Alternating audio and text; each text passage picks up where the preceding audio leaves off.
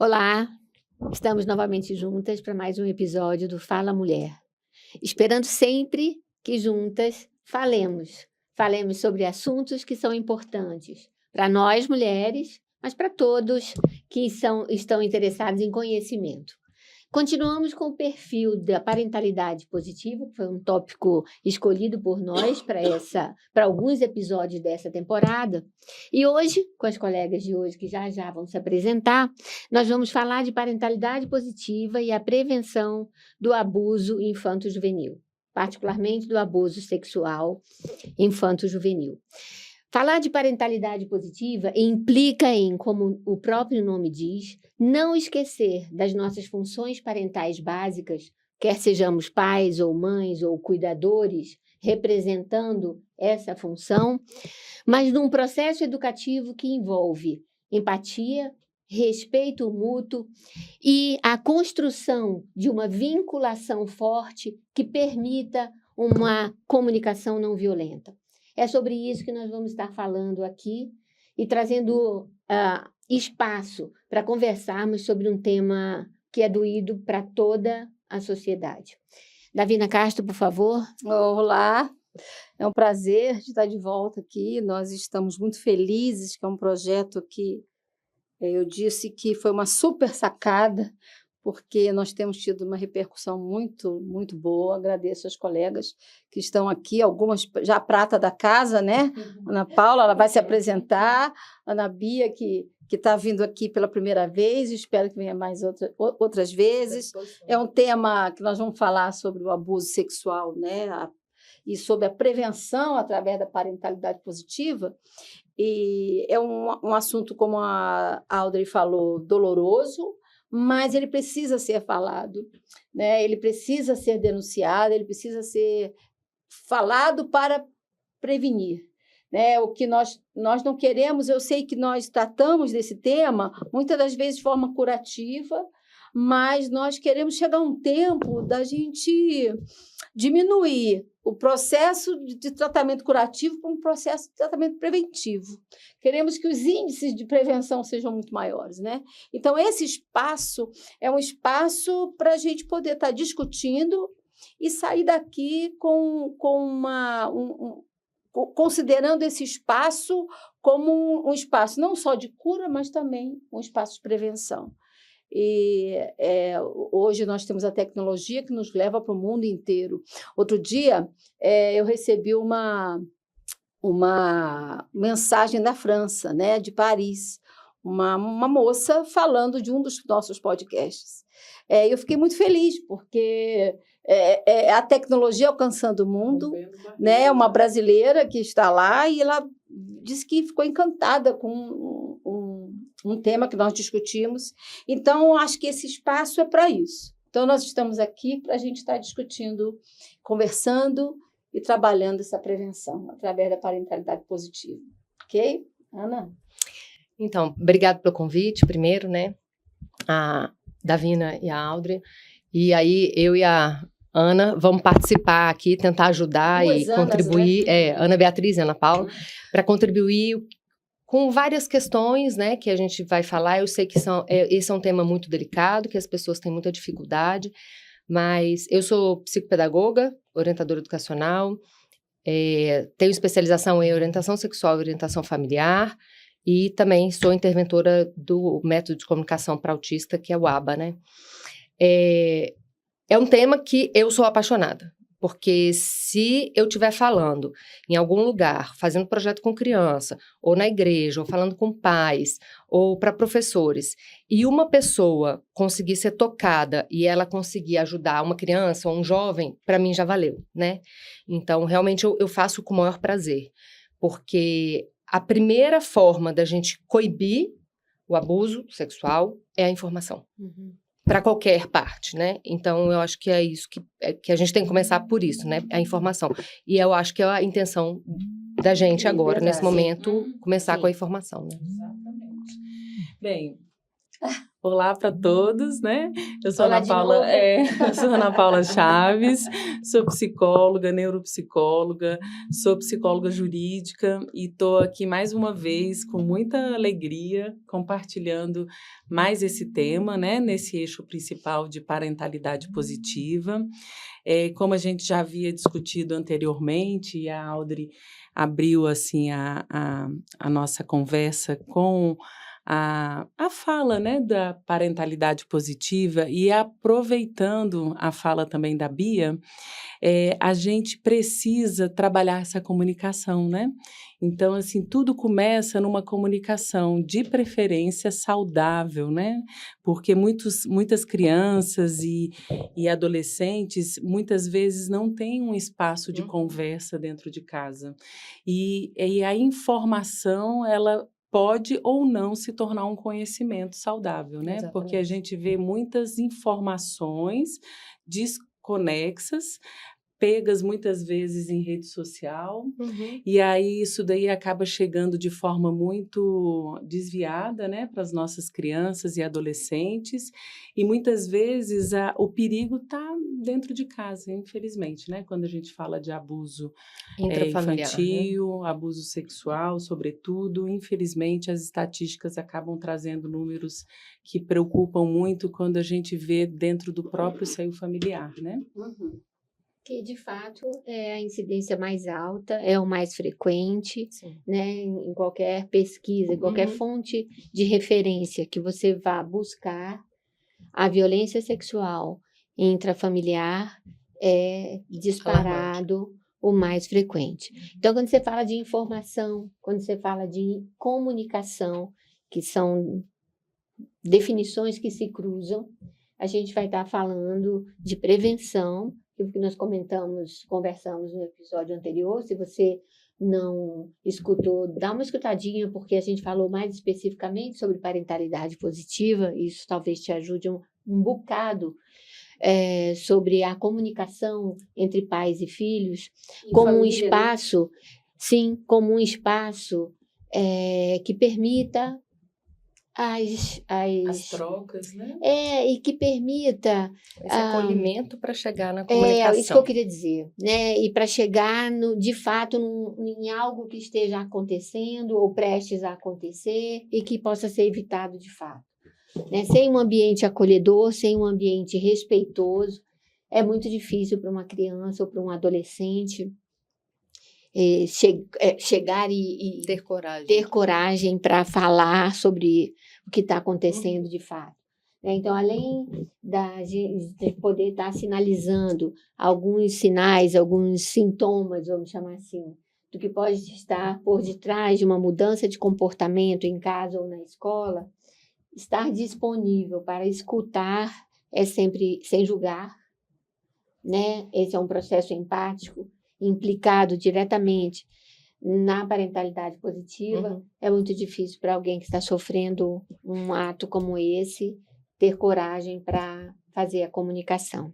E não tem como a gente falar dessa comunicação sem usar a expressão de comunicação não violenta, né? De comunicação empática. Especialmente São comunicação princípios, empática, né, da parentalidade positiva. Não, e quando você trata com crianças e adolescentes, a gente precisa, e isso está tangenciando a parentalidade positiva, de validar as emoções dessa criança e desse adolescente, que por vezes acabam não levando esse tipo de informação ao conhecimento dos pais por não sentir um ambiente minimamente acolhedor para isso. Seguro. Ou então alguma coisa do tipo assim, será que vão acreditar em mim? Será que não é coisa da minha cabeça, né? Então, trabalhar a informação dentro do ambiente familiar ainda é uma estratégia bem assertiva, né? A gente acaba vendo isso. E como é complicado, né? Porque a gente acabou de falar que isso é necessário e falamos ao mesmo tempo que a violência sexual acontece em casa, né? Então, olha a ambiguidade, Como é olha o grau dicotômico, né? de sofrimento e que as crianças, eu vou falar crianças, mas entendam, crianças / adolescentes, sofrem diante de uma situação complexa, multicausal, não é especificamente, esse é o determinante ou aquele é o determinante, é uma condição grave, impactante e de multicausalidade. Pela tua experiência, Ana, fala um pouquinho para a gente, assim, já que me parece que você desenvolve vários projetos. Eu trabalho muito com isso. E eu achei tão interessante que ela falou de um projeto, quando ela citou igrejas, né? Como faz parte esse movimento eclesiástico, faz parte da minha vida, eu fico muito feliz das igrejas hoje abrirem para essa discussão. Exatamente. Né? E aí, assim, eu queria que você falasse um pouco dessa experiência sua, de uma forma geral, em escolas, como é isso? As escolas te convidam? Como você está vendo isso hoje? Porque a gente aqui provocou esse espaço, mas o que me parece é que estão provocando aí fora espaços para isso, né? Não. E assim, nem todo mundo tem facilidade de falar sobre isso. E ok. Exato, E aí, quando a gente não tem, a gente chama quem tem, né? Como assim, tem mais de 20 anos que eu trabalho esse tema, porque eu fiz a pós-graduação, tem 23 anos que eu formei em orientação sexual, que ninguém falava sobre isso. Então, era assim, nossa, ela fez isso, era uma coisa assim, até meio engraçadinha, né? Só que eu tive uma história que me fez encarar isso de frente e eu acho que cada vez mais eu me sinto mais segura para falar sobre isso. Eu tenho 2 adolescentes, né, de 16 e 18, então são coisas que eu sempre falei com os meus filhos. Claro que a gente vai adequar o linguajar. Eu não vou chegar para uma criança de 3 anos, por exemplo, o ano passado a Secretaria de Educação tem uma plenaria, que é uma abertura dos projetos da educação infantil e das creches do DF. Eu fiz a abertura, então eu apresentei para 850, 900 crianças de 3 a 6 anos sobre prevenção de abuso. Eu não falo a palavra prevenção de abuso. Eu vou vestida de doutora do coração, que eu montei esse personagem tem muitos anos em escola. Né? Que é doutora do coração. E aí eu falo, são coisas que a gente tem que falar que estão aqui dentro. Aí eu falo, olha, a gente precisa falar o nome, por exemplo, do órgão sexual. Tem gente que tem dificuldade de falar. E aí fica pipiu, pepeca. Ok, você pode ter o apelido, mas todo mundo precisa saber o nome verdadeiro. Por quê? Já existiram casos, mais de um, né, que eu peguei, imagina que eu não peguei, da criança falar, nossa, fulano tocou na minha florzinha, e deixa passar, porque ninguém florzinha. Agora, fulano pegou na minha vulva. Na minha vulva. Na hora que falar isso, a professora na hora vai gritar, o vizinho vai gritar, todo mundo vai ficar alerta. Então, precisa ter o nome. Porque a criança precisa saber que existe um nome. Porque se ela ficar com vergonha até de falar o nome, talvez ninguém escute ela. Porque se ela tentar falar 2 vezes florzinha e ninguém escutou, ela nunca mais fala. Então, a gente precisa primeiro saber o nome. Por isso, a importância da informação. Aí, a gente trabalha com informação desde pequeno. Eu falo sobre identidade, sobre a gente preserva o corpo, ninguém toca o nosso corpo, a gente não pode deixar que ninguém peça para ver, mostrar, tirar foto. São várias coisas, porque o abuso sexual não é só penetração. Claro, tem gente que parte do princípio que é só uma penetração, não é? Se eu pedir para beijar, se eu pedir para tirar uma foto, isso já é um abuso sexual, né? Das partes íntimas. Então, eu sempre falo para eles, a gente vai para cada lugar com uma roupa adequada. Se eu vou para o clube e chego a ficar de biquíni, tudo bem, mas eu tiro o biquíni no clube? Não. Então, ninguém pode me ver. E aí eu faço toda uma encenação, né? Enfim, isso para os meninos menores, eu vou falando sobre isso. E quando a gente vai falando, eu vou falando, inclusive, exemplos. Por quê? Eu trabalho na Secretaria de Educação, sou orientadora educacional, e ao mesmo tempo no consultório, são clientelas completamente diferentes que eu pego, né? Eu pego muita gente da estrutural, e que às vezes não tem nem banheiro, é latrina, e pego gente no consultório que tem um outro poder aquisitivo. Mas eu tenho que falar do tema abordado da mesma forma. Então, eu falo assim, a mamãe vai levar vocês no médico. Aí, é o oftalmologista, o médico que cuida do quê? Do olho. Tá, se o médico do olho falar pra você assim, tira a roupa. Uai, gente, médico do olho precisa pedir pra tirar a roupa? Não! Então o que a gente vai fazer? Vocês vão gritar. Não! Vocês entenderam? E eu ensino, precisa gritar. Uma criança que vai dar um berro num consultório porque o médico pediu para tirar a roupa, esse médico não vai tentar alguma coisa com ela. Por quê? Porque eu tenho mães que se o médico pedir para a mãe ficar do lado de fora, a mãe aceita. A mãe aceita. Porque o médico vira um Deus e a mãe não tem coragem de confrontar esse médico. Então, eu preciso capacitar essa criança, porque ela que vai estar vulnerável se a mãe largar ele. Ou se a mãe não estiver acompanhando, se ele for na padaria só indo. Né? Qualquer coisa, assim, né? Eu tô falando porque... Qualquer situação que possa ser privada, que né, coloca Lia? em vulnerabilidade. Só que, aí a gente tem outros 2 fatores que são diferentes. Nós temos o estupro, que é uma pessoa saiu na rua, o outro viu, se interessou, estuprou. É um ato. O abuso sexual, que pode ser intrafamiliar ou extrafamiliar, que tem um índice de 75% intrafamiliar, por que ele acontece? Porque não é de um dia para o outro. Eu vou ganhando a confiança. Eu ganho a confiança dos pais, deixo a criança na casa de uma pessoa, aí a pessoa fica com a criança, aí a pessoa dá banho na criança. E, de alguma forma, ela vai tendo acesso a essa criança. E aí, essa criança começa a pensar assim, ué, mas se meu pai confia, por que eu não vou confiar? E aí começa tudo. Porque a parte da chantagem para não contar, já aconteceu o abuso. Primeiro, ele vai ganhando a confiança. Impressionante, me lembrou novamente, eu vou citar a Fernanda Jota, quando ela falou do cognitivo, né? Que o processo vai entrando, né, Ana Paula? Vai entrando e normalizando. Vai normalizando a situação. Se a gente for ver, assim, é paralela a todas as nossas falas até agora. Exatamente. A questão assim da importância da gente levar a educação sexual para as escolas. E ainda é um tema de muito tabu, porque assim, a família é a primeira instância, exatamente. Mas as próprias famílias coíbem falarem sobre o tema, porque acreditam que dar educação sexual é como se ensinasse a criança a ter relação sexual. E a gente precisa mostrar isso que a Bia está falando, o respeito ao corpo, a identificação das partes do seu corpo. São privadas. Exatamente. E uma coisa também que eu acho importante, faz assim para você não esquecer, para você retomar o que você estava falando. Já esqueceu? Não, eu vou e volto, mas não tem então a gente vai... porque eu me perco. Porque a gente funciona assim. É porque eu me perco.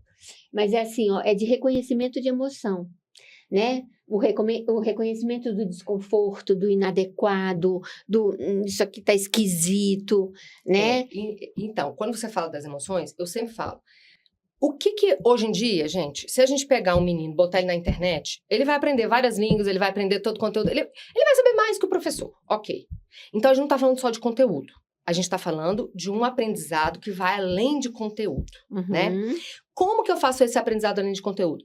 Quantas vezes a gente vê umas pessoas extremamente capacitadas cognitivamente, mas elas não têm nenhum equilíbrio emocional, elas não têm nenhuma capacidade de trabalhar em grupo, interação, porque ela não dá conta. Isso vem o quê? Da emoção. Aí, qual é o meu primeiro projeto sempre na escola? Em março. Porque fevereiro sempre é acolhimento, né? Chora, chora, vai, não ganha. Março. Emoções. Por quê? As emoções, elas vão ser a base para tudo. Quando eu trabalho prevenção ao suicídio, eu tenho que ter trabalhado a emoção. Quando eu trabalho prevenção ao abuso sexual, eu tenho que ter trabalhado a emoção. Porque quem se sente com baixa autoestima, quem não é capaz de se impor... De reconhecer, né? Isso tudo tem a ver com as emoções. Então, para eu poder ter coragem de dar um berro assim no consultório, eu tenho que ter trabalhado a emoção, que é você poder ser capaz de interromper uma outra pessoa que está te incomodando. De você falar que chegou. Aí eu ponho uma plaquinha para os meninos, né? Eu ponho pare, igual a placa de trânsito. E põe do outro lado stop, porque aí eles acham o máximo que tem em inglês, né? Gente, vamos lá, decora comigo, vai, pare, stop, pronto. E aí a gente vai trabalhando assim. Quando você falou esse negócio da família, é muito interessante, porque eu sempre escrevo, estou fazendo projeto tal, e depois, para colocar na agenda, e depois foi trabalhado isso, não sei o que, né? E colo na agenda. Várias vezes eu recebo pais, né? Hoje em dia, menos, até porque, por isso que eu acho que eu montei um Instagram, porque eu ponho lá o que eu fiz, como é que é minha aula e tal, porque o pai olhava e falava, que é essa menina que tá falando sobre isso, né? Essa mulher que endoidou, tá falando sobre isso na escola. Então, já recebi. Aí eu mostro, BNDES fala que a gente precisa falar do corpo, a gente precisa falar... Com certeza. Por quê? Antes, a cultura era, a gente vai falar sobre sexualidade no 7º ano na aula de ciências. A criança já foi abusada. Então, esquece, não existe com 12 anos falar sobre isso. Eu tenho que falar com 3. às vezes é Interessante muito isso, né? antes, né? Por isso que a Muito antes gente até. trabalha muito o tema da sexualidade infantil. Exatamente. Porque ainda se é um tabu muito grande, Muito. como se não pudesse abordar esse Uhum, tema na muito, infância. Muito. Na primeira e segunda infância. A gente está falando de crianças de 4 anos mais. Eu faço na Às creche, vezes até com 3 menos. anos. Né? Eu não sei se você já teve essa experiência, Bia, mas lá no consultório, certa vez eu atendi uma criança de 3 anos que estava com uma suspeita, né? Foi encaminhado para mim via delegacia, via delegado da Polícia Civil, porque havia uma suspeita de um avô, de um coleguinha dela ter abusado dela na piscina do condomínio. Sabe? Então, quer dizer, 3 aninhos de idade, brincando, né? E como a gente está falando da questão intrafamiliar, né? Como é amigo da família, avô do amiguinho, As pessoas ficam constrangidas. as pessoas acabam achando que aquilo é uma brincadeira saudável, uma brincadeira que é dentro da piscina, menina de biquíni, aí pede para tirar o biquíni. Direito. Como que é isso, E né? hoje a gente vê, outro dia eu vi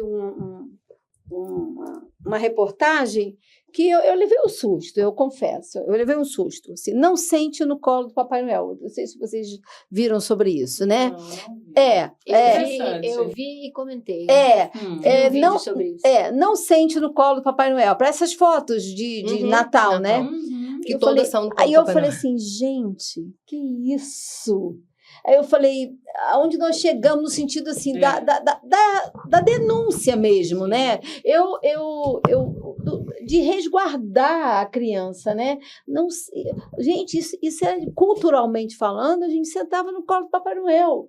Né? E hoje até isso é um modelo de prevenção. Né? Hoje você já vê você sentado do lado para tirar foto com o Papai Noel.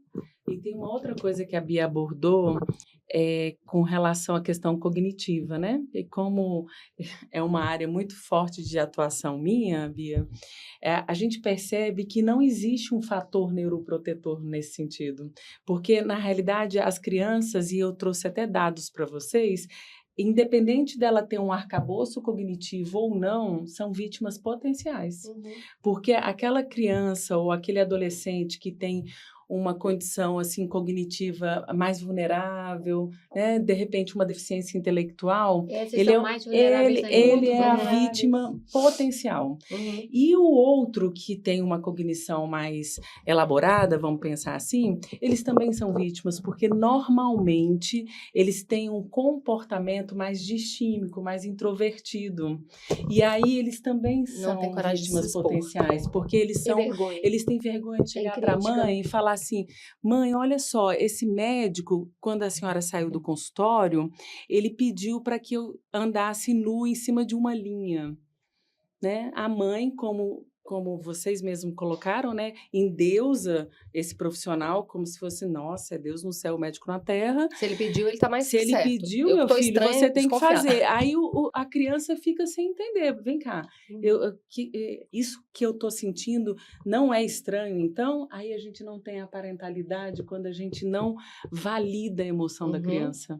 Porque, assim, é uma emoção de, no mínimo, constrangimento. Né? E a gente acreditando que por ser uma criança mais quietinha, mais tímida, introvertida, tá tudo bem. E as extrovertidas têm a questão de, por ser muito eloquente, de chamar muita atenção. Eu me lembro, eu sempre fui muito falante, sabe? Sempre fui assim. Chegava e conversava com todo mundo, como dizia minha mãe, fazia amizade com as pedras. Mas a mamãe sempre falava assim, Ana Paula, você não conversa com todo mundo. Minha filha, você não vá com todo mundo. Porque, assim, quando botava fé, eu estava lá, conversando com a pessoa que eu acabei de conhecer na padaria. Né? Então, também tem essas características que a gente precisa elucidar e orientar as famílias. Né? E não só as famílias. Né? Quando você fala de validar o que a criança está falando, validar a emoção da criança, isso serve para todos nós, né? Isso serve para o primo mais velho, para o tio, para a avó, para o vô, para a professora, para a orientadora, para o médico, né? Acho que nós precisamos passar da época de será que é verdade? Será que a criança está mentindo? Será que a criança está fantasiando? Então, validar o que a criança fala e validar o que a criança sente. Então, se a criança comenta, se a criança acusa, se a criança aponta uma pessoa, senta, escuta e investiga. né? Antes de duvidar. Eu queria... a gente teve um podcast que já vai ser lançado, né? Que a Audrey falou sobre parentalidade positiva nas relações, construindo relações saudáveis em família. Uma questão que eu vou trazer aqui, você levanta essa questão com as crianças, né? Você faz esse trabalho com eles, mas você também faz com as famílias? Como Sim, é isso? Há um retorno? Como a família recebe isso? Porque assim, se você levanta isso com a criança, se isso não for reforçado no dia a dia, se você não tiver esse reflexo na família, né? Nesse reflexo de atuação na família, a criança está sozinha. A criança está sozinha. Algumas coisas, só um parênteses, quando você falou essa questão da gente conversar, primeiro que todo mundo que tem acesso a uma criança que, por exemplo, tem que trocar fralda, ela tem que pedir licença, ela está tocando no corpo dessa criança. E as pessoas não têm esse costume. Tipo assim, pequenininha, 2 anos, nem tá entendendo. Não. A partir do momento que aí, de repente, você passa um lenço umedecido, a criança tem alguma sensação, porque lá nós temos movimento. E aí, outra pessoa vai tocar, ela acha aquilo normal. Então, assim, a gente precisa. Isso aqui não é para ser tocado, eu tô te pedindo licença, porque nesse momento eu preciso trocar. E quantas escolas têm creche, tem essa área? Então, é importante. Né? Assim, é um detalhe que é uma coisa importante. Detalhe, né? Que é... Com relação às crianças, o que eu falo? Eu falo, primeiro, criança beijando a boca? Não, pois só namora quem cresceu. Mas criança pode beijar na boca do pai e da mãe? Não pode. Mas tia, lá em casa a gente beija. Sabe o que é? Porque o seu papai e sua mamãe não tiveram a minha aula. Mas eles vão ter minha aula. Aí eles vão entender por que não pode. Então deixa a tia te explicar. Quem tá namorando são os adultos. Você não vai casar com seu pai e com a sua mãe. Então não pode beijar na boca. Por quê? Aí quando eu converso, isso é pra criança, porque fica uma forma lúdica, com os pais. E aí as crianças obedecem mesmo. Vocês vão chegar papai e mamãe e falar, tia Bia falou que não pode mais dar beijo na boca. E qualquer coisa, o papai e a mamãe podem vir falar com a tia Bia. Claro que vão vários falar comigo. Eu falo, na verdade, eu tô ajudando a prevenção do abuso. Por quê? Porque quando uma criança fala, não, eu tô beijando papai e mamãe. Mas não, Bia, a gente ensinou que eles prometeram que é só com a gente. Tá. Eles prometeram só com você, porque ele só conhecia esse núcleo. Na hora que ele se apaixonar, né, na hora que ele adorar uma pessoa, tá super motivado de estar com uma amiguinha, ou com a mãe da amiguinha, que faz pipoca pra ele alguma coisa, ele vai achar que aquela pessoa até me ama. Beleza, poxa, mas eu também amo meu pai e minha mãe, também amo aquela pessoa, se eu posso beijar meu pai e minha mãe, beijo eles. E aí começa o segredo, que é o grande problema. Eu, como não quero magoar os meus pais, decepcionar meus pais, porque eu prometi segredo que só eles ganhariam o beijo na boca, eu vou beijar essa outra pessoa e eles não vão saber. Entendi. E eu viro o quê? Alvo fácil. Porque daquele segredo viram outros segredos. Exatamente. E vai num crescente, né? Exatamente. E vai num crescente. Porque é isso, ninguém abusa de um dia pro outro. Aí é estupro. Todo mundo vai aos poucos. Vai aos pouquinhos. E não existe... a forma mais velada e mais perigosa. E não existe na testa escrito, né? Eu sou um abusador. Não tem perfil, gente. Pode ser, eu já peguei vó, mulher, não é vô, nem vô. Porque claro que o índice de homens é muito maior. Mais alto. Mas eu já peguei mãe, já peguei vó, já peguei babá, Sim. já peguei... Em escola, gente, borbulha. E igreja também borbulha. Por quê? Porque as pessoas não dão espaço para isso. Então, quando eu faço isso, eu faço com a criança dessa forma, levo o bonequinho, eu tenho os bonequinhos pelados, eu mostro, eu falo sobre o órgão sexual, falo o que pode tocar, o que não sei o quê, põe a roupa de volta, faço toda uma coisa lúdica com a criança. Com o adolescente, eu já chego de uma forma de abordar completamente diferente, porque aí eu falo da minha história. Eu fui abusada. E como que foi a minha história? Porque então, aí tem uma empatia. Porque assim, existe aquele que, como nós trabalhamos com isso, a demanda vem, mas tem aqueles que assumem como causa, como uma causa, né? Não, isso é algo que eu assumo como uma causa para mim, como um projeto de vida. E é isso? Para mim por conta disso. Para mim pela história que eu vivi, né? Eu fui abusada durante 2 anos. Não tive coragem, por uma pessoa da família, não tive coragem de contar para os meus pais. Quando eu tinha 20 anos, 21, eu tive coragem de contar. E aí, eu acho que a minha mãe ficou tão chocada com a história que ela foi perguntar pro abusador se tinha feito mesmo. Uhum. E aí o abusador confessou. Realmente eu fiz. Foi um dos meus erros e tal, confessou. Ok. Mas depois, teve uma outra pessoa na minha família que foi contar pra minha mãe também. E a minha mãe de novo foi perguntar pro mesmo abusador. E o abusador negou. E ela acreditou no abusador. Então, são aquelas coisas. As pessoas têm muita dificuldade de lidar com isso. Sim. E aí, assim... É mais fácil não acreditar, muitas vezes. Né, do E que é engraçado conviver com porque isso. a gente parte do princípio, até pela estatística, que é de classe baixa, inferior, Absolutamente. que são abuso, não são. Eu era classe A da A da A. Só que o meu não entrou na estatística. Por quê? Uhum. Porque quem tá na classe A não tem coragem de denunciar para não se expor. Eu trago até essa informação. A gente tem muitos casos que não são, não chegam às autoridades, Não então são eles não são notificados. contabilizados. Né? Sim. Uma coisa que eu acho No caso interessante do a abuso gente... dos meninos, especialmente nos adolescentes, e casos de classe A, enfim, né? De nível socioeconômico superior. Uma coisa que eu acho que tem muito a ver com isso tudo e que a gente precisa também tocar nesse ponto, quando a gente fala de abuso infantil, a gente volta mais o olhar para a questão do abuso sexual, né? Mas a gente também tem outras formas de abuso infantil. Por exemplo, abuso físico, né? A gente tem abuso por negligência familiar. E o abuso sexual só acontece por causa de uma negligência. E a gente tem abusos também da área emocional, da área psicológica, né, de comportamento. E aí, muitas vezes, esses abusos emocionais, não puxando a sardinha para o prato da psicóloga, né, porque eu acho que tudo é muito importante, tudo é muito complexo, mas os abusos emocionais, eles são muito velados. Muito. E eles acabam se perpetuando numa linhagem ali da família, e aí essas crianças viram abusadores na fase adulta. Até porque eles se tornam tão fragilizados que é uma linha muito tênue para permissão de um abuso sexual, ou eu estou equivocada? E porque a gente transfere. Então, aí contando também a minha história, né? Eu, como várias pessoas, não só o meu caso, né? A pessoa é abusada sexualmente, ela não fala, ela não lida com isso, não cura. E olha que eu fiz terapia há muito tempo, mas é uma coisa que é interessante, um parênteses aqui, né? Existe uma lei que você tem até 20 anos, depois que você completou 18 anos, para fazer a denúncia. Então, você só tem até 38 anos para denunciar.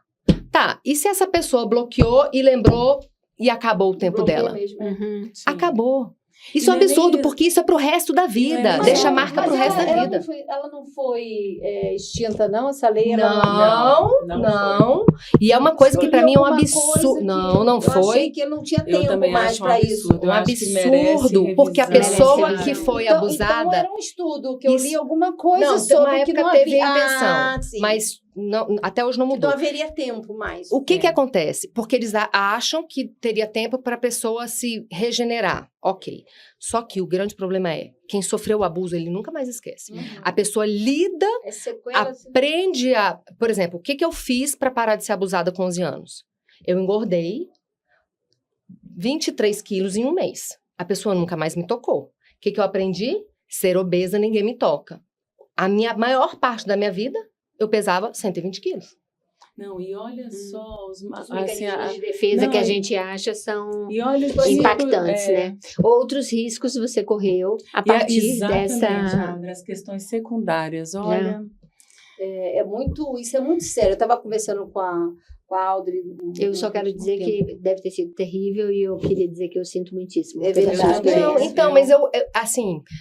É interessante a sua porque força, viu, hoje, Bia? para mim... assim, né, é uma defensora dessa causa. Eu falo porque eu fiquei um tempo, né, questionando. Poxa, Deus viu isso e não aconteceu nada, né? Até por causa da minha crença, né? E eu acredito que Deus permitiu que acontecesse comigo para hoje eu fazer o que eu faço. Porque as grandes causas vêm de dores, né? Sempre. Por exemplo, a mãe do Cazuza abriu aquele trabalho lindo lá no Rio de Janeiro, sempre, né? Sempre. Que veio de uma causa, de uma dor, né? Direta ou indiretamente. Direta ou indiretamente. As intervenções, as boas causas, E hoje você bons pode estar aqui, trabalhos. né, contribuindo, e assim como contribui. E com uma força linda. E que quando a coisa gente boa. pensou em você, eu estava conversando com a Audrey, e disse, Audrey, eu queria que ela fosse lá nesse tema, né? Eu acho que ela tem muito a contribuir conosco.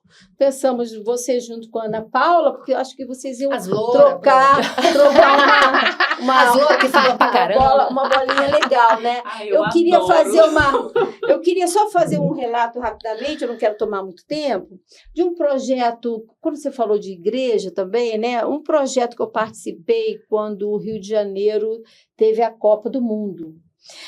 A Copa foi em 2014, eu morava no Rio de Janeiro, em 2010 teve a Copa do Mundo na África do Sul. E teve uma estatística pela Unicef que após a Copa do Mundo de 2010, na África do Sul, houve um índice muito grande de abuso, de denúncias de abuso sexual e de meninas adolescentes grávidas. Então, uma rede internacional de organização não governamentais se uniu para que a próxima Copa eles colaborassem para que houvessem projetos para prevenção contra o abuso e a exploração sexual de crianças e adolescentes no turismo.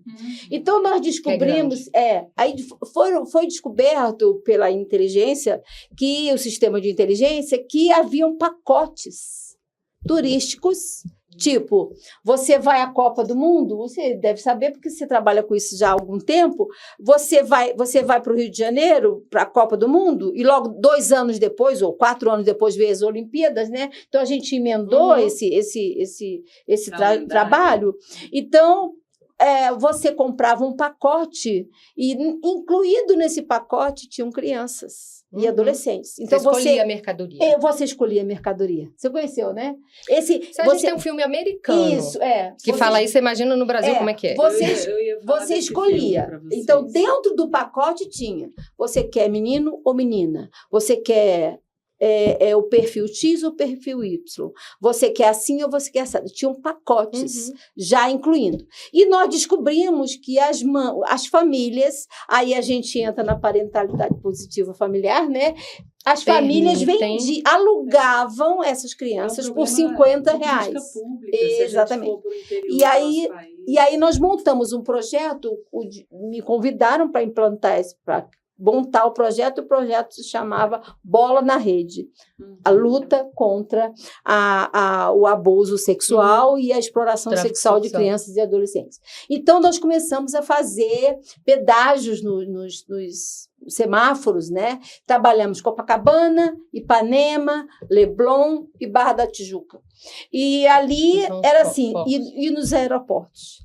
A gente teve uma resistência absurda nos aeroportos, porque, não, aqui no aeroporto você não vai fazer isso, né? Receber os turistas com um folder, e como a gente recebia os turistas? Sejam bem-vindos, mas não toque nas nossas crianças. E era o nosso lema. Então, nós recebíamos esse turista nas praias, nós dávamos um copo d'água, né? É lógico que eu montei uma equipe gigantesca, né? Dávamos um copo d'água e abordávamos aquelas pessoas, aqueles turistas. E foi um trabalho assim magnífico, né? Um trabalho muito, muito lindo. E esse trabalho a gente levou para as igrejas. Esse mesmo projeto a gente levou num perfil para as igrejas. Por quê? Nas igrejas há uma realidade, a gente que conhece esse universo eclesiástico, existe nas igrejas um equívoco muito grande, que há um déficit no Ministério Infantil, né, na escolinha, né, para dar aula, que assim, você chegou, não tem pouca gente para as escolas. Então, você chegou agora, eu quero ser professor da escola infantil. Opa, foi Deus que mandou você, porque nós não temos professor. Aí colocava qualquer um. Qualquer um na escola. E ali o índice de abuso era absurdo. Só que nós tivemos uma resistência, não sei se você teve isso no início, uma resistência das igrejas de você entrar com esse assunto. E hoje eu acredito que você Na verdade, já eu comecei desbravou, né? em outras igrejas antes da minha. A minha tinha resistência. Tinha resistência, E aí eu verdade. comecei em outras igrejas antes da minha. Aí na hora No que... meu caso foi a mesma coisa. Na hora que viram a que igreja funcionou, que eu estava no Rio de Janeiro... funcionou nas exatamente. outras, aí aceitaram a minha. A abertura, né? É interessante porque, por exemplo, na minha igreja tinham me dado um material de uma pessoa que é super famosa e tem um material que vende o Brasil todo. Ah, então tá, então você trabalha esse material, porque na cabeça, tipo assim, é uma coisa que eu tenho controle, né? Aí eu falei, eu não trabalho esse material. Ah, mas por quê? Porque olha só, aqui tem imagens que as crianças que nunca tiveram acesso a isso, essa imagem vai ficar na cabeça dela. E as crianças que precisam ser protegidas, não vão ser protegidas porque isso aqui já aconteceu com elas. Então, olha só, e esse material eu não trabalho. Porque eu tenho que trabalhar de uma forma lúdica e o que eu me sinta segura. Isso aqui provavelmente foi uma pessoa que nunca foi abusada, ela não sabe o que ela tá falando. E aí, então assim, na minha igreja teve essa resistência, aí depois que viu que outras igrejas funcionava, gostaram, aí aconteceu mesmo, eu voltei, a gente nem chegou a conversar, mas aconteceu a mesma coisa comigo. E eu voltei. E aí, mas isso não é criticando, é porque é muito difícil falar sobre esse tema. E aí, uma outra coisa que eu falo assim... Muito tabu. Muito? Tabu. Então, eu sou chamada não, você muito vai pra... Atenção, Sim, você vai alertar pra uma isso coisa aí vai... que... Ué, isso vai levantar... Ué, gente, não. Por exemplo, quando tem alguma criança que fala, tia, aconteceu... Aí eu falo, então daqui a pouco, quando é muito pequeno, então daqui a pouco a tia te chama. Quando é menina adolescente, eu falei, olha, eu vou te escutar, mas no particular. E realmente eu escuto e pego. E aí, o que eu combino antes, né? A minha escola, eu que tomo conta e faço a denúncia, vou, né, pro conselho tutelar, você faz a denúncia via SEI, você já faz tudo para todos os órgãos. Ok. Só que quando eu vou para outra escola, na Secretaria de Educação, como eu faço esse projeto, eu sempre sou convidada pelas outras regionais e as outras escolas e eu vou. A minha condição e eu escrevo isso no SEI, se tiver alguma denúncia, eu preciso acompanhar qual foi dada a solução, senão eu vou denunciar a escola também. Isso, exatamente. Senão eu vou denunciar a igreja também. E aí, como assim? Sim, vou denunciar a igreja. Vocês foram coniventes? Porque quem não denuncia, gente, tá sendo conivente. Você tá abusando novamente de uma pessoa. Mas é isso mesmo, Bia. Então, assim, eu vou com o maior prazer. Isso precisa ser dito. Mas... E sabe outra coisa que eu acho que é importante? A gente fala de pedofilia. A gente fala de pedofilia intrafamiliar. A gente fala dos transtornos dessa parafilia, né? Que é a pedofilia ou os transtornos parafílicos dentro do núcleo familiar. Então, os nomes precisam ser dados. Sim, então, parece que a pedofilia é um universo lá longe. Sim, daquele cara que está na internet. Não é. Exatamente. Na minha família aconteceu um abuso sexual. No meu núcleo familiar, mas não foi pedofilia. A pedofilia aconteceu na casa ao lado. E não é verdade. A gente precisa dar os nomes, e os nomes corretos. E um pedófilo, né, uma pessoa que comete o abuso sexual, ele pode ser um cara aparentemente ok. Um cara que tem família, um cara que trabalha, um cara que tem uma boa aparência, uma pessoa, vou falar assim, uma pessoa de boa aparência e que comete esses atos tão abusivos e aversivos. Tem casos aí nas mídias, né? Eu penso assim que essa fala da Audrey tem muito a ver com a gente literalmente se comunicar, porque tem coisas que elas precisam ser ditas, a gente precisa desmistificar esse tema. Quando você fala, Bia, do seu trabalho na escola pública, que eu acho assim incrível o trabalho que a Secretaria de Educação faz, né? O meu caminhar é muito na escola privada, né? Mas eu vou também, sabia? E aí, o que eu percebo, né? A primeira escola privada que me chamou é uma escola que tem, assim, no país todo, várias unidades, né? Com uma mesma mantenedora, vamos pensar assim. E aí eles falaram, Ana, a gente precisa de um trabalho afetivo-sexual para meninos do ensino médio. porque a gente está vendo um número grande de situações assim que a gente está perdendo o controle de orientação sexual e também essa demanda da dependência química, né, do uso do abuso de álcool.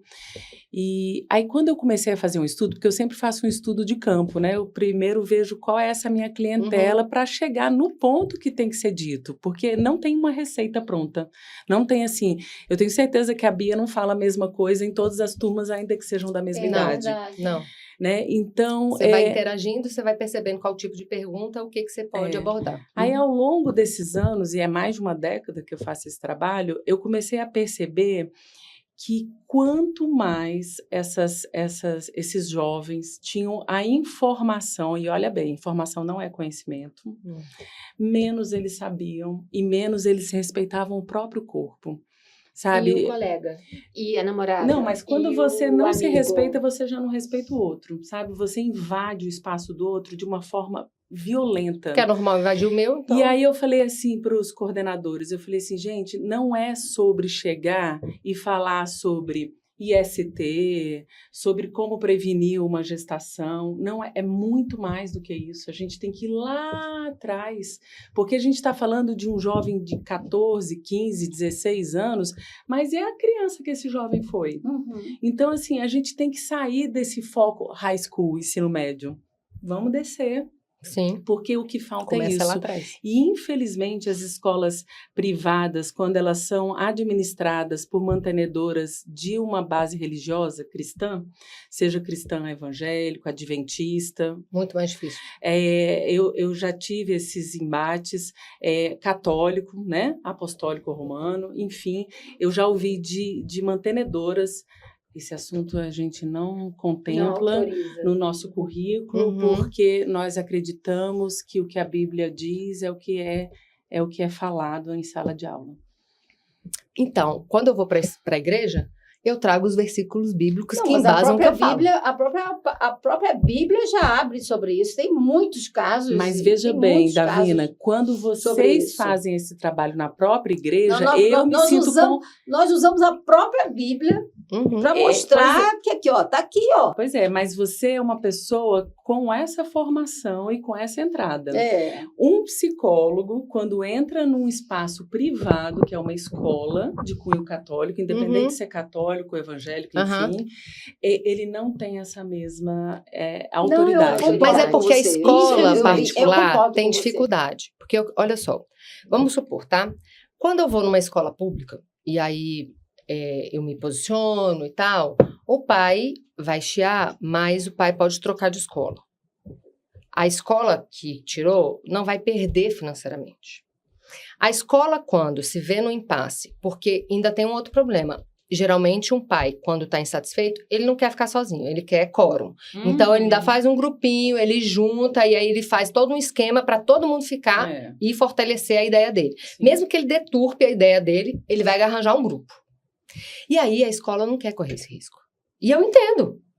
Porque a escola, senão, qualquer tema que ela for abordar, ela vai perder um monte de aluno. Ninguém quer perder aluno, gente. Eu quero cuidar, mas eu também tenho que me manter. Então, preservar, né? Tem que ter um cuidado. Em escola particular, o movimento é ao contrário.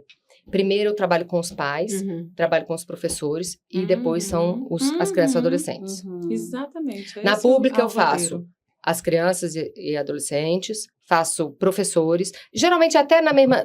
porque eu até vim de laranja por causa disso. No mês de maio, assim, tanto aqui... Eu falei, gente, no mês de maio eu vou fazer na minha escola, fazer na minha igreja e tal. 18 de maio, por causa do 18 de maio, né? Que é o mês da prevenção de abuso infantil, sexual infantil. O que eu faço?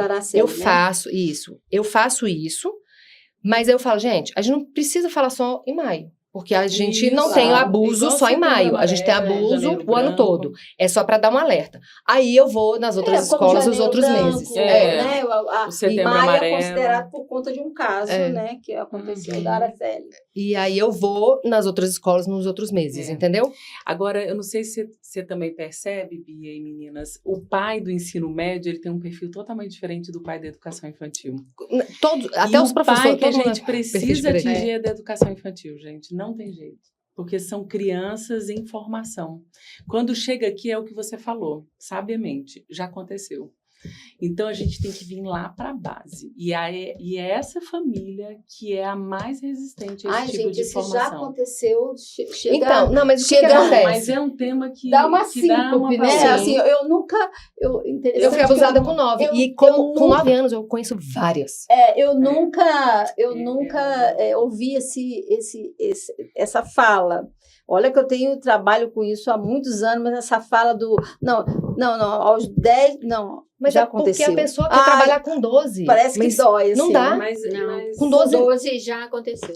Já aconteceu. Infelizmente. Gente, é muito doloroso. Né? Assim, e as pessoas precisam acordar para isso, É, né? Com 12, às vezes, já temos gravidez. né? Mas É um- verdade. Com Eu 11, trabalhei, às vezes, já temos gravidez. Meninas, olha só, nós estamos concluindo o nosso tempo. Olha, não, que não, bem. não Aí, tá tem vendo? como. A pessoa não, quer falar 30 vezes, 30 anos. nós não... Eu acho melhor é um vocês tema- passarem naquele modo rápido, aí dá mais uns 20 minutos. É um tema extenso, rico. Mas vamos fazer live, gente. A gente já está Vamos, chegando à vamos. conclusão assim, a Vamos gente mesmo. termina o podcast e vamos fazer uma live para a gente continuar nessa conversa, porque é muito conteúdo e esse espaço é muito rico para a gente estar falando sobre isso, né? Então, assim, eu queria que vocês dessem uma palavra final, Começassem a se despedir. começassem a se despedir e a gente aí marca aí um próximo, né, para poder estar falando um pouco mais sobre isso, né? Eu acho que, então, assim, alguns pontos. A informação, de uma forma adequada para a linguagem. Eu acho que você tem uma comunicação assertiva e positiva, acolhedora, para essa criança ter você como uma pessoa de confiança, porque ela precisa ter uma pessoa de confiança. Se ela não tiver, vai ser eu quando for dar palestra, vai ser a Ana quando for dar palestra, é que vai ser a pessoa de confiança. Então, para chegar lá, já aconteceu, tiveram várias pessoas no meio do caminho, que aí, por que não foram a pessoa de confiança, né? Porque não tinha uma comunicação. Eu acho que a gente tem que ter, eu sempre falo, usar todas as oportunidades, né? Então, se eu tô passando na rua e eu vejo não sei o quê, meu filho, olha só, você tá vendo aquilo ali não sei o quê. Se eu vejo um filme, gente, eu uso tudo para usar a oportunidade para tudo. Não quero ser aquela pessoa chata, eu sou rápida. Né? Porque eu não fico naquele sermão de 10 minutos que, caraca, não, ninguém aguenta. Ninguém merece, né? Mas eu sou objetiva e assim, você tem que usar essas oportunidades. Por exemplo, estavam falando há um tempo aí atrás, que não, agora já é comum, mas não era.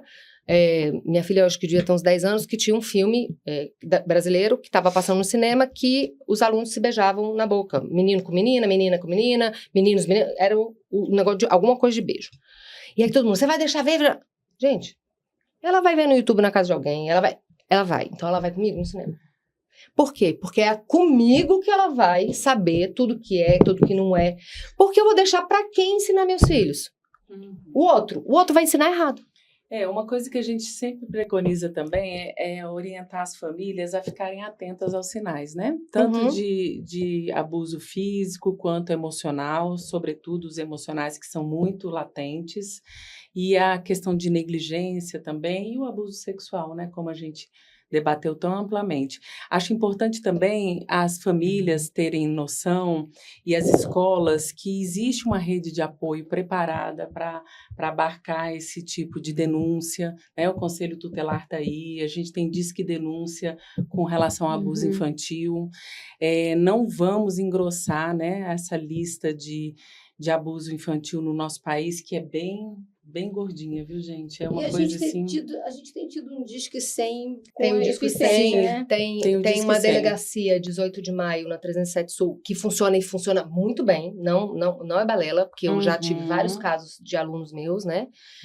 A gente tem o Conselho Tutelar, a gente tem todos os tipos de delegacia a civil, a militar, todas têm um núcleo preparado para isso. E tem uma equipe de A psicólogos PRF, que trabalham dentro da PRF polícia. também. por causa das estradas, Faz também as estão estradas. A preparadas. Polícia Rodoviária Federal tem um trabalho muito Aham. bom. É isso, de Então, PRF. a PRF, isso. A polícia aeroportuária, eles são preparados, inclusive tem psicólogos integrando o quadro da Polícia Federal, ajudando exatamente Sim, até para nessa ficar de olho, identificação. né? Eu acho que hoje a Quem gente tá tem uma viajando rede identificação, importante né? de apoio e isso precisa ser divulgado, isso precisa ser falado, é doloroso, mas precisa ser denunciado, precisa ser declarado e vamos continuar esse assunto, né? Vamos dar continuidade para a gente poder E eu acho que, assim, o final para mim é assim, tudo tem solução, né? Eu virei uma pessoa que, para mim, isso é uma bandeira que eu levantei, que para mim é importante.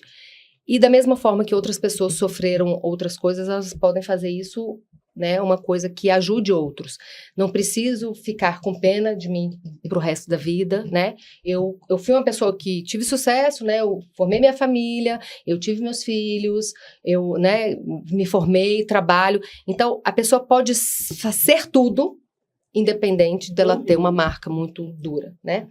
Mas um lembrete que aí depois pode até ficar para uma outra coisa as pessoas que não são tratadas desse abuso sexual, que seja de violência emocional, física, elas trocam de abusador. Então, geralmente, elas casam com pessoas que abusam. E às vezes antes disso.